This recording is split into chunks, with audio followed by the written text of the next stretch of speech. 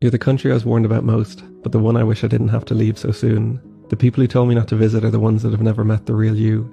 On the news we just see the scary men, not the ones that dance in the park and turn twirling into a competitive sport, or the fathers that love their sons more than a thumbs up in the family group chat.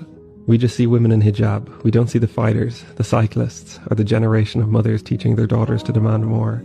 Ireland put you on the do not travel list. Maybe so we don't see that a country under 50 years of sanctions has an incredible metro, and all we have for a GDP per capita leading economy is a mini train that stops at red lights.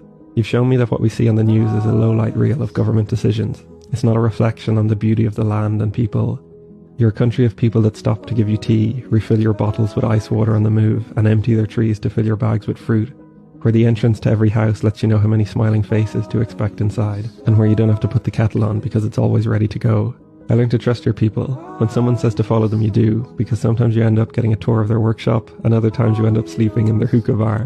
When they heard I was going to Afghanistan, they gave me free boxing lessons so I'd be ready to fight off the Taliban. Stopping for a moment to record the camels results in a meet and greet with the town's children, or the 10th selfie you've been in that day. Some nights I spent in the city, others were camping halfway up the tallest mountain in the Middle East, eating proper baked beans for the first time in months and waking up to shepherds at 5 a.m. But I didn't have to cross the mountains alone. Sometimes with trucks, sometimes tractors, and sometimes even mopeds, we crossed the country together. Your weather was everything from hailstorms to heat strokes, but I wore trousers through it all to respect your rules about covering up. Your roads are a bowling alley with the bumpers down, and I just hoped I didn't become the pins.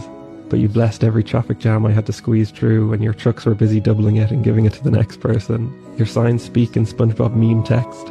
Experiment with serifed speed signs and optimistically suggest there'll be a tree next to the picnic bench in the middle of the desert. My Garmin didn't understand your language, and neither did I, but some translated conversation showed me how creative and resilient your people are. Foreign brands are cut off, so you make your own Coke, Fanta, KFC and Heinz ketchup, and there's nothing copyright laws are going to do to stop it. The internet is locked down, but a few SIM card and VPN tricks later and everyone's back online like nothing ever happened. It was far from touristy, but you never know when you'll meet an Irish lad in a supermarket dungeon toilet or a Korean guy walking home from Istanbul. To be honest though, it's the strongest sense of unfairness I felt so far, that it only took a few weeks and a trip to the embassy for me to get a visa, but your people could spend a lifetime trying and failing to get out. Where I become a multi-millionaire overnight, but some of the smartest and hardest working people I've ever seen make a few euro a day. I hope the optimism they have for the future is correct, and it won't be long until everything improves. Until then, thank you for the last month, keep pushing for more, and I can't wait to meet again.